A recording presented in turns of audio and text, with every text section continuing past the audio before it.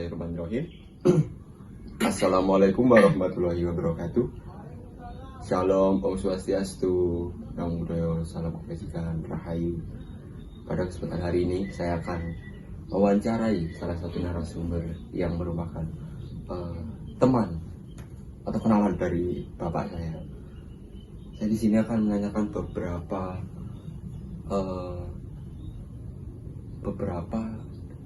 definisi terkait dengan kekerasan seksual. Menurut Bapak, definisi kekerasan seksual itu apa? Menurut saya definisi dari kekerasan seksual yaitu di mana pelaku melakukan tindak kekerasan seksual kepada korbannya dengan penuh paksaan, dan di situ korban tidak bisa melawan dan menyebabkan terjadinya kekerasan seksual dan menyebabkan kerugian bagi korban tersebut. Seperti itu. Jika dikaitkan dalam perspektif Islam, menurut Bapak bagaimana?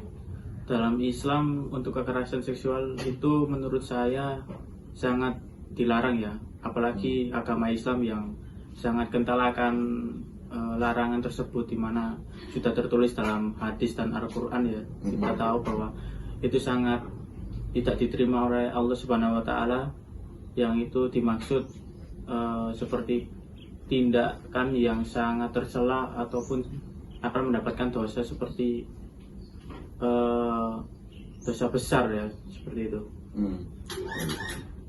Apakah jika kekerasan seksual ini terjadi, tapi pihak yang katanya melakukan kekerasan ini telah melakukan kekerasan terhadap orang lain, tapi orang lain ini justru mungkin mereka menerima hal itu, apakah itu jadi disebut kekerasan seksual? Untuk itu kita tidak bisa langsung menuduh bahwa si pelaku ini melakukan kekerasan seksual, karena si korban pun tidak melaporkan hal tersebut. Kalau semisal pelaku ini melakukan tindak kekerasan seksual kepada korban lalu korban diam saja, kita tidak bisa menuduh bahwa itu murni dari pelaku yang melakukan. Apalagi kita mendapatkan informasi dari orang lain, bukan dari si korbannya itu sendiri. Seperti itu. Lalu lanjut ke pertanyaan kedua, apa saja sih faktor dari terjadinya tindak kekerasan seksual?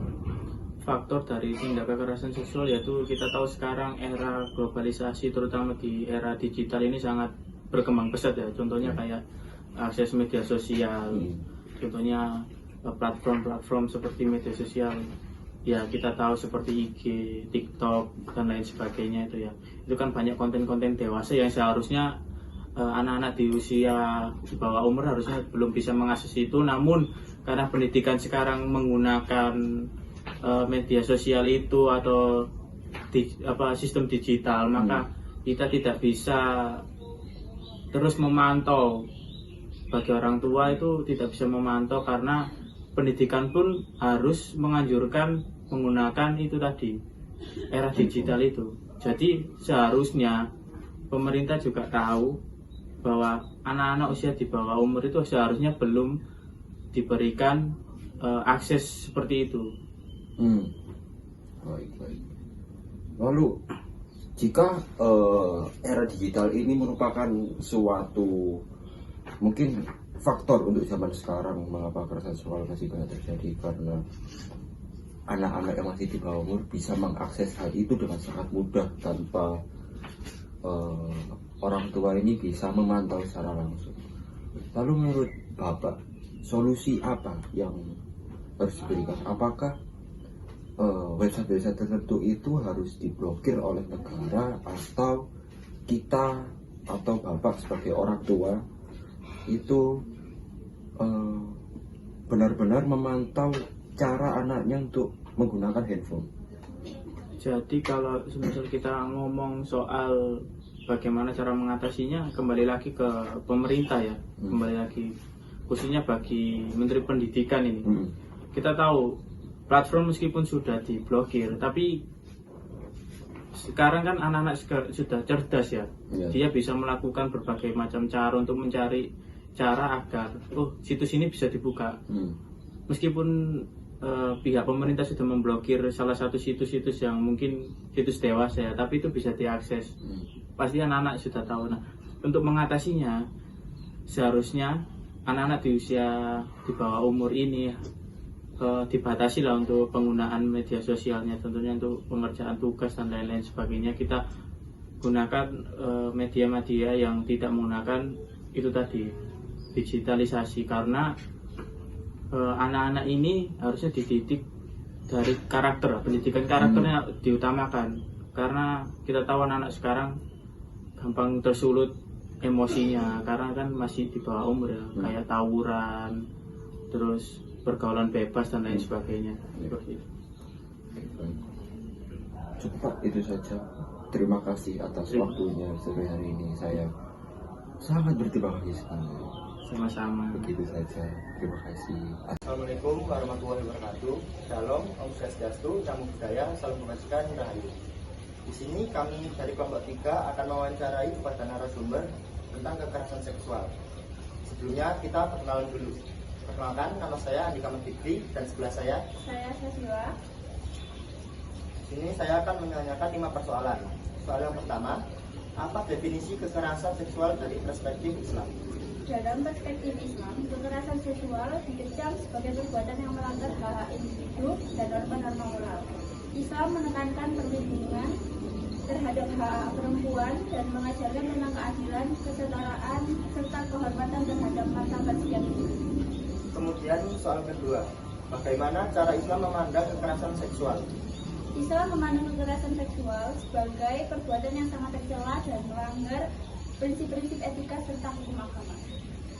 Soal yang ketiga, bagaimana Islam menghukum orang melakukan tindak kekerasan seksual? Dalam hukum Islam atau syariah, pelaku tindak kekerasan seksual dapat dikenai hukuman yang tegas. Hukuman ini ditunjukkan untuk menjamin keadilan dan melindungi hak-hak individu yang menjadi korban. Nama saya Heldan, saya akan melanjutkan pertanyaan dari rekan saya Andika. Untuk pertanyaan selanjutnya, apa saja faktor penyebab terjadinya pelecehan seksual? Beberapa faktor yang dapat berkontribusi terhadap kekerasan seksual antara lain yang pertama adalah ketidaksetaraan gender, yang kedua adalah ketidakstabilan psikologis, yang ketiga adalah kultur kekerasan, yang keempat adalah keterbatasan pendidikan seksual, yang kelima adalah pengaruh narkoba dan alkohol, yang keenam adalah ketidaksamaan sosial dan ekonomi, dan yang terakhir adalah norma kekerasan dalam keluarga. Oke, untuk pertanyaan selanjutnya, apa saja sanksi yang akan diberikan kepada pelaku? Beberapa sanksi yang dapat diberikan kepada pelaku kekerasan seksual di Indonesia. Yang pertama adalah hukum penjara, serta denda, pencabutan hak-hak, dan program rehabilitasi. Baik, terima kasih atas partisipasinya pada narasumber kami, dan sekian dari kelompok kami. Wassalamualaikum warahmatullahi wabarakatuh. Assalamualaikum warahmatullahi wabarakatuh. Perkenalkan, nama saya Ladivan Rupatricia dengan NIM 131230014. Di sini saya akan mewawancarai narasumber yang bernama Rizka Puspita dari Universitas Nahdlatul Ulama Surabaya. Di sini saya akan mewawancarai tentang kekerasan seksual. Jadi di sini saya akan bertanya apa definisi kekerasan seksual dari perspektif Islam. Nah, menurut Islam sendiri, seksual itu adalah kekerasan atau perbuatan yang sangat tercela dan melanggar prinsip-prinsip Islam. Dan Islam sangat melarang segala bentuk kekerasan seksual karena melanggar hak asasi dan martabat manusia. Pelaku kekerasan seksual harus dikenakan hukuman yang setimpal sesuai ketentuan syariat Islam. Untuk pertanyaan nomor 2, bagaimana cara Islam memandang kekerasan seksual? Nah, menurut Islam itu yang pertama ada kejahatan besar dan dosa besar. Kekerasan seksual merupakan kejahatan besar dan dosa besar dalam Islam. Yang kedua itu melanggar hak asasi manusia. Yang ketiga merusak kehormatan dan martabat korban. Kekerasan seksual seringkali mengalami trauma psikologis dan percaya diri. Jadi Islam memandang kekerasan seksual sebagai dosa besar dan kejahatan serius yang harus ditindak tegas sesuai hukum syariat. Untuk pertanyaan nomor 3, bagaimana Islam menghukum orang melakukan tindak kekerasan seksual? Menurut Islam, hukumannya bagi orang yang melakukan tindakan kekerasan seksual itu adalah rajam atau dilempari batu hingga meninggal, atau hukuman cambuk sebanyak 100 kali dan pengasingan selama 1 tahun.